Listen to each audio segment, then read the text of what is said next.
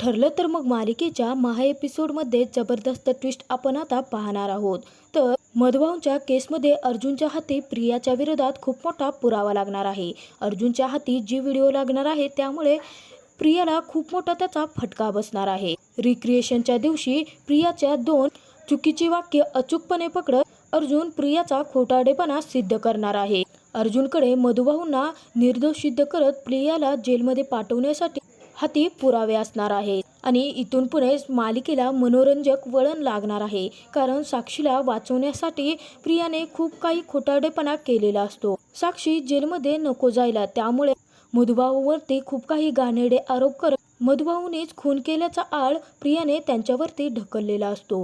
परंतु रिक्रिएशनच्या दिवशी कोर्टामध्ये प्रियाच्या विरोधात व्हिडिओ दाखवत अर्जुनने तिचा पर्दाफाश केलेला आहे। अर्जुनने प्रियावरती असं जाळं टाकलेलं असतं की ज्यामुळे प्रियाला आता खोटं बोलून परत कोर्टाची दिशाभूल करताच येत नाही। तिच्यापुढे कोणताही पर्याय नसतो आणि त्याचमुळे साक्षीनेच खून केला असल्याचा अखेर प्रियाला कोर्टामध्ये सांगावंच लागणार असतं। अर्जुनने प्रियाच्या विरोधात खूप मोठा पुरावा मिळवून बाजी मारत मधुभाऊंची केस वेगळ्या दिशेला नेलेली असते। रिक्रिएशनच्या दिवशी अर्जुनने प्रियाला जो काही कोर्टाने टाइम दिलेला असतो त्या टायमिंगलाच हजर राहण्यासाठी सांगितलेलं असतं। अर्जुनने त्याच्यासोबत प्रियाला बोलवलेलंच असतं, परंतु त्याच्यासोबत 2 कॅमेरे आणि 2 हवालदार सुद्धा घेऊन गेलेला असतो, जेणेकरून सर्व काही प्रियाचा खोटारडेपणा रेकॉर्ड करून कोर्टाला खूप मोठा पुरावा देता येईल। आश्रमात गेल्यानंतर अर्जुन प्रियाला म्हणतो की हा तन्वी, आता तू जे काही सांगशील, जसं तो खून घडला होता अगदी तसंच रिक्रिएशन केलं जाईल। अर्जुनने विलास आणि मधुभाऊ हे 2 नावं देत 2 हवालदारांना घेतलेलं असतं बरोबर। आश्रमात गेलेले असतात तेव्हा अर्जुन प्रियाला म्हणतो की हा तन्वी, आता तू तुझी पोझिशन घे आणि नेमकं विलास आणि मधुभाऊ कुठे उभे राहिले होते आणि त्यांच्यामध्ये काय काय घडलं हे तू त्या 2 हवालदारांना सांग, म्हणजे ते अगदी तसंच रिक्रिएशन करतील। आता मात्र प्रिया खूपच घाबरलेली असते। आता अर्जुनला काय सांगावं, काय उत्तर द्यावं, प्रिया विचार करत असते। प्रिया अलगदच अर्जुनच्या जाळ्यात अडकलेली असते। प्रिया मनात विचार करायला लागते की जर आत्ता खोटं बोलले तर अर्जुन मला जेलमध्ये पाठवल्याशिवाय राहणार नाही, आणि दुसरीकडे जर मी साक्षीचं नाव घेतलं तर मग महिपती काय मला जीवे मारल्याशिवाय राहणार नाही।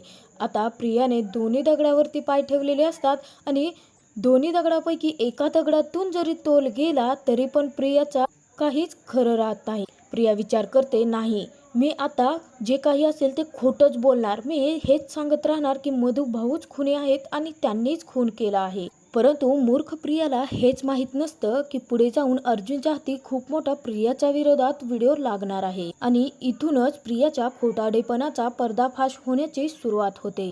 प्रिया विचारतच असते। अर्जुन म्हणतो, तन्वी किल्लेदार, तुम्ही आता पटकन सांगा की मधुभाऊ आत आले तेव्हा ते कुठे उभे होते आणि विलास कुठे उभे होते ते। तर प्रिया सांगायला लागते की मधुभाऊ इकडे उभे होते आणि त्यांच्यासमोर विलास उभे होते। अर्जुन बरोबर त्या हवालदारांना त्या पोझिशनमध्ये उभं राहण्यासाठी सांगतो। अर्जुन म्हणतो, तुम्ही बरोबर सांगताय ना? तेव्हा तन्वी म्हणते, हां बरोबर आहे। अर्जुन आता प्रियाचा व्हिडिओ रेकॉर्ड करण्यासाठी सांगतो। प्रियाच्या एका चुकीमुळे अर्जुनच्या हाती खूप मोठा पुरावा लागून अर्जुन कोर्टामध्येच प्रिया खोटी असल्याचं सिद्ध करत मधुभाऊंना निर्दोष सोडवायला तयारच असतो।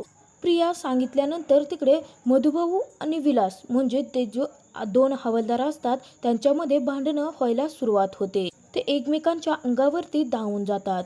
प्रिया म्हणते की विलास काका इथे उभे होते, मधुभाऊ आले आणि त्यांना पैसे मागायला लागले। अर्जुन अगदी तसंच त्या हवालदारांना करण्यासाठी सांगत असतो।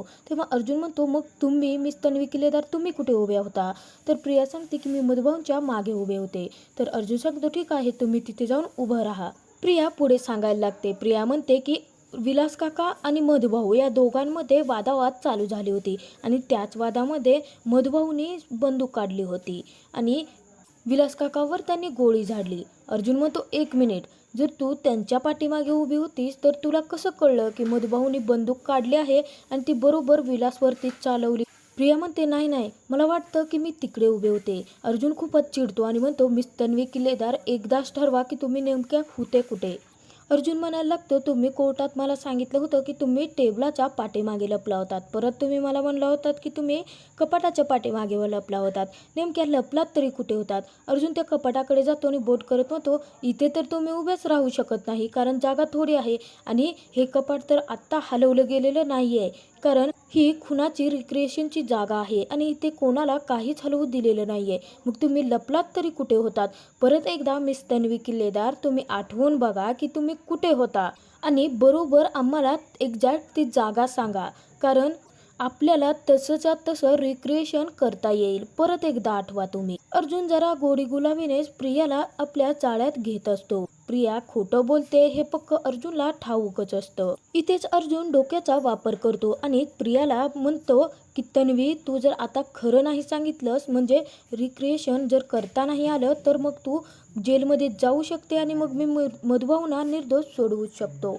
अर्जुन प्रियाला म्हणतो, जर तुम्ही टेबलाच्या पाठीमागे होता तर तिथे जा आणि परत एकदा रिक्रिएशनला सुरुवात होते. त्यावेळी अर्जुन प्रियाला परत म्हणतो, एक मिनिट, तुम्ही तर मधुभाऊंच्या पाठीमागे उभे होता, मग तुम्हाला गोळी मधुभाऊंनीच चालवली आहे हे कसं काय वाटलं?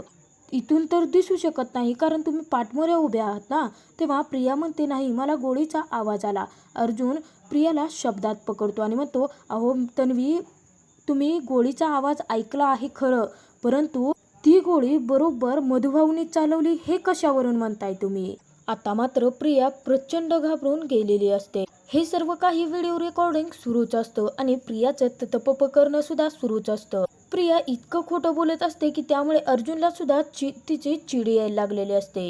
तेव्हा प्रिया स्वतःचे शब्द बदलत म्हणते की काय आहे ना, मी मधुभाऊंच्या पाठमोरी तर उभी होते, परंतु मला त्यावेळी वाटलं मधुभाऊने बंदूक काढली आणि विलास काकांवर गोळी झाडली असं मला वाटलं, परंतु ज्यावेळी विलास काका खाली पडले होते तेव्हा तर मधुभाऊंच्या हातात बंदूक होती, म्हणून मला वाटलं की मधुभाऊंनी त्यांच्यावरती गोळी चालवली आहे. अर्जुन म्हणतो, मगाशी तर तुम्ही म्हणला होतात की तुम्हाला वाटलं, परंतु मिस तन्वी किल्लेदार, कोर्टाला प्रूफ लागतो आणि प्रूफ हेच आहे की तुम्ही त्या व्हिडिओ रेकॉर्डिंगमध्ये म्हटलात की तुम्हाला वाटलं होतं, परंतु तुम्ही आता शब्द बदलताय आणि तुम्ही सांगताय की मधुभाऊंच्या हातात बंदूक होती आणि ते विलास काका खाली पडले होते. बघण्यात आणि असण्यात आणि वाटण्यात खूप मोठा फरक असतो तन्वी किल्लेदार. अर्जुन म्हणायला लागतो की तुम्ही तर आता म्हणताय की मधुभाऊंच्या हातात बंदूक होती, परंतु मधुभाऊने इतर स्टेटमेंट दिलं होतं त्यांचं कोर्टात की मधुभाऊ बेशुद्ध पडले होते, म्हणजे विलासचा खून झाल्यानंतर त्यांच्या डोक्यात पाठीमागून लगेच कोणीतरी वार केला होता आणि ते बेशुद्ध पडले होते आणि जेव्हा त्यांना शुद्ध आली होती तेव्हा त्यांच्या हातात बंदूक होती आणि तुम्ही तर आत्ताच सांगताय की त्यांच्या हातात बंदूक होती.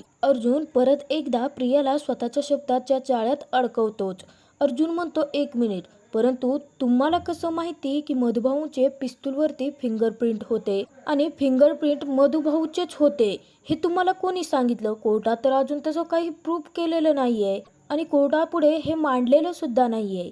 तेव्हा प्रिया खूपच घाबरते आणि प्रिया स्वतःच्या मनात म्हणायला लागते की मी नक्कीच कुठे ना कुठेतरी माती खाल्लेली आहे आणि प्रियाला अर्जुनने बरोबर अडकवलेलं असतं. प्रियाने ज्यावेळी मधुभाऊ बेशुद्ध असतात तेव्हा त्या पिस्तूलवरचे फिंगरप्रिंट पुसून मधुभाऊंच्या हातात ती बंदूक ठेवलेली असते ज्यावेळी मधुभाऊ बेशुद्ध असतात त्यावेळी.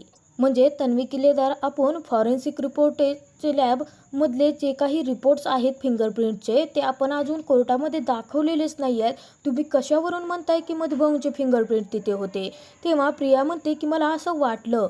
अर्जुन म्हणतो की कोर्टामध्ये वाटणं, असणं, बघणं आणि ते प्रूफ करणं यामध्ये खूप सारा फरक असतो तन्वी किल्लेदार. प्रिया ततपप करायला लागलेली असते. मूर्ख प्रिया स्वतःच उलटसुलट शब्द वापरून काहीही खोटं सांगून ती स्वतःच्या जाळ्यात स्वतःच अलगट चाललेली असते आणि स्वतःच मधुभाऊ निर्दोष आहेत हे सिद्ध करत चाललेली असते. अर्जुन तिच्यावरती शब्दांचे वार, शब्दांचे खेळ करत तिला बरोबर आपल्या शब्दात अडकवत तिच्याकडून जे काही खरं घडलेलं आहे ते सर्व काही काढून घेत असतो आणि त्याची व्हिडिओसुद्धा रेकॉर्डिंग होत असते. अर्जुन परत एकदा प्रियाला प्रश्न विचारतो आणि म्हणतो की मधुभाऊ पाठमोरे उभे होते, परंतु तुम्ही मागून काहीतरी करून विलासला वाचवू शकतच होता ना. तेव्हा प्रिया म्हणते, नाही, मी खूपच घाबरले होते, कारण जे काही घडतं आहे त्यामुळे मला खूपच घाबरायला झालेलं. तेव्हा अर्जुन म्हणतो, का मधुभाऊ काही क्रिमिनल होते का? त्यांनी तर इतकी छान मुलं सर्व काही सांभाळले आहेत आणि आमच्या माहितीनुसार तर क्रिमिनल रेकॉर्ड विलासचा आहे. मग तुम्हाला मधुभाऊंना घाबरायची काय गरज होती?